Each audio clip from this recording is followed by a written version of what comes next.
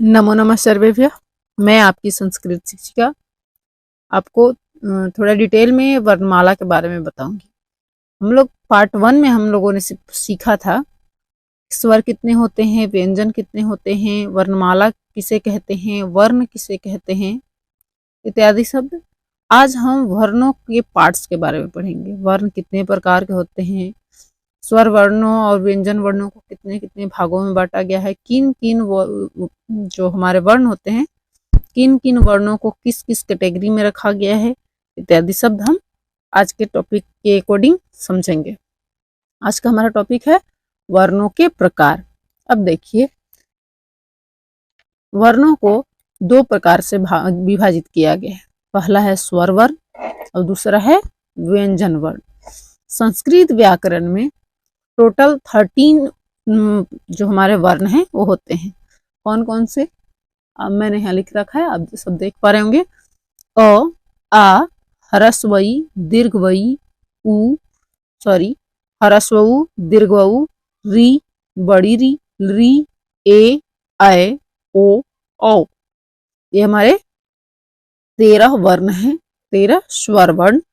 अब देखिए, ये आप यहाँ सब समझ सकते हैं। इसे हम कहते हैं ह्रस्वई और इसे दीर्घवई। उसी प्रकार ह्रस्व उ, दीर्घ उ। मैंने ह्रस्व और दीर्घ बोला। ह्रस्व मीन्स होता है हमारा छोटा और दीर्घ हम कहते हैं बड़े को। ह्रस्व और दीर्घ का अंतर तो आप समझ ही गए होंगे। अब ह्रस्व मीन्स छोटा और दीर्घ मीन्स बड़ा। अब देखिए स्वरों को कितने पार्ट्स में बांटा गया है,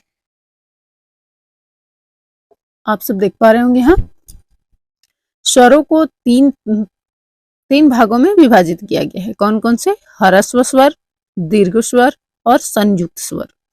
अब देखिए, ह्रस्व मीन्स अभी अभी मैंने बताया छोटे स्वर, दीर्घ मीन्स बड़े स्वर और संयुक्त स्वर मीन्स जो स्वर मिलकर बनते हैं उन्हें हम कहते हैं संयुक्त स्वर। अब हम इसमें से चूज कैसे करेंगे, कौन सा कैसे होगा? अब ह्रस्व मीन्स अभी अभी मैंने बताया छोटा। अगर मान लीजिए अ हमारा छोटे की कैटेगरी में है, इसका बड़ा कहाँ जाएगा?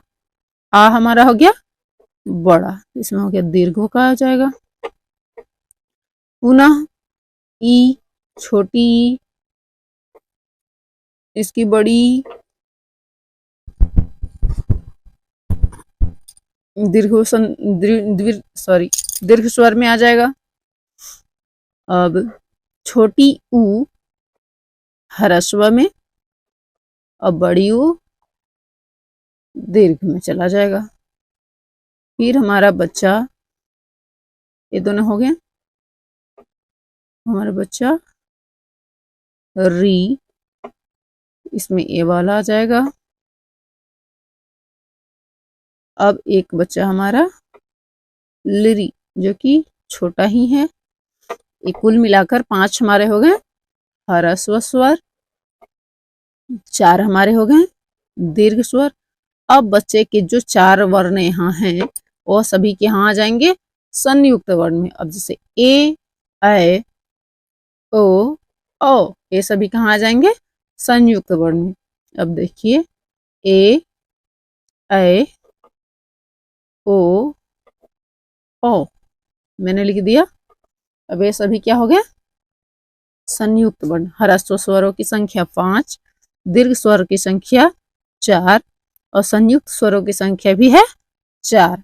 5 + 4 + 4 हमारे हो गए 13। तो कुल मिलाकर स्वर वर्णों की संख्या हमारी है 13। संस्कृत वर्णमाला में स्वर वर्णों की संख्या होती है 13, किंतु हिंदी व्याकरण में स्वर वर्णों की संख्या होती है 11। अब हम देखेंगे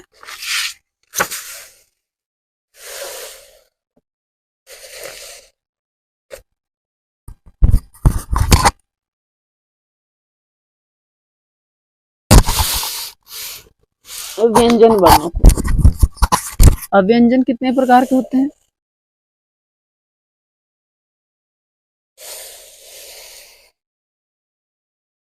अब देखिए, व्यंजन वर्णों को भी 3 भागों में विभाजित किया गया है। अब वो कैसे कैसे इसमें विभाजित किए गए हैं आप देख पाएंगे। यहाँ सबसे पहले है क ख ग घ अंग, च छ ज झ इय, ट ठ ड ढ मूर्धन्येन, त थ द ध दंतेन, प फ ब भ और म।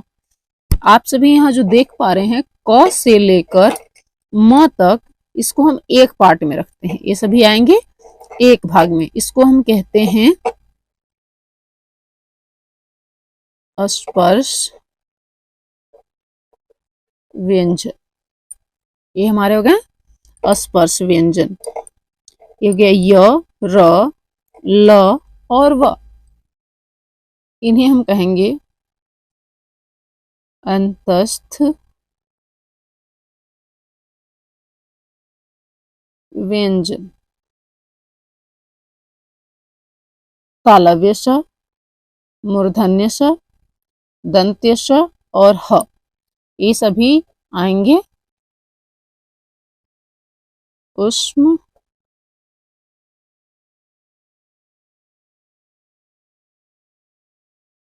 व्यंजन के अंतर्गत।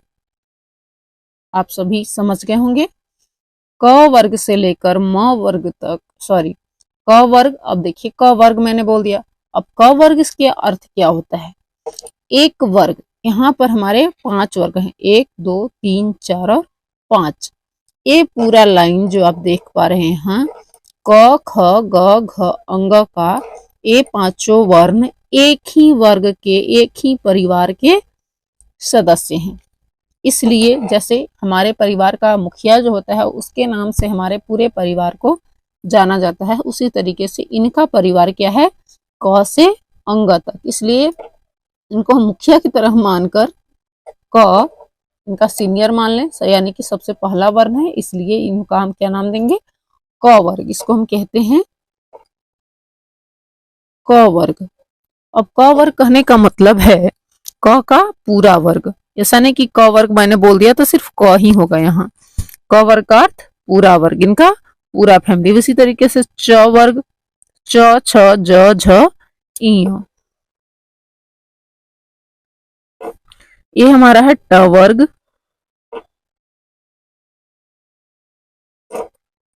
यह हमारा हो गया त वर्ग और यह अंतिम प वर्ग। अब आप समझ ही गए होंगे। स्पर्श व्यंजन को हम, अगर स्पर्श व्यंजन की संख्या याद रखनी हो तो हमारे 25, ये हो गया 4, इनकी संख्या भी है 4, तो 25 + 4 + 4। अब आप गिनकर देख सकते हैं, व्यंजनों की संख्या है 33 और स्वरों की संख्या है 13। अब एक वर्ग में हमारे 500 यहाँ पर वर्ण आएंगे, इसी तरीके से 5 × 5 हम कर सकते हैं। इस तरह से हो गया हमारे टोटल स्पर्श व्यंजनों की संख्या 25। अब वर्ग में आप कभी भी भूलेंगे नहीं, क वर्ग कहने का अर्थ हुआ इसका पूरा वर्ग। उसी तरीके से अगर हमें स्पर्श व्यंजन याद रखने हो तो हम क याद कर सकते हैं क से म तक, या फिर क वर्ग से प वर्ग तक, इस तरह से भी हम याद कर सकते हैं। अब शेष बचे 2, जो कि मैंने पार्ट 1 में बताया था, अयोगवाह। इसको आप भूलेंगे नहीं। अयोगवाह का अहम रोल होता है संस्कृत ग्रामर में। अयोगवाह इस तरह से जो हमारा चिन्ह होता है, इसको हम अंग कहते हैं।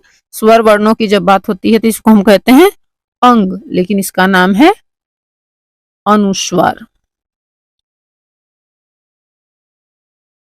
इस टाइप का कि अ के साथ हम ऐसा वर्ण देखते हैं, इसको हम कहते हैं विसर्ग। इसको हम कहते हैं अनुस्वार, अब इसको विसर्ग। और जनरली हम यूज करते हैं जब अ आ पढ़ते हैं तो इसको हम कहते हैं अंग, अब इसको कहते हैं अ, लेकिन इनका नाम है, इनका अनुस्वार, अब इनका विसर्ग, जो कि आते हैं हमारे अयोगवाह के अंतर्गत। तो आज मैंने वर्णों के प्रकार बताया।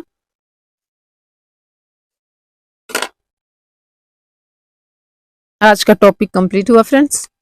मिलते हैं नेक्स्ट वीडियो के साथ। धन्यवाद।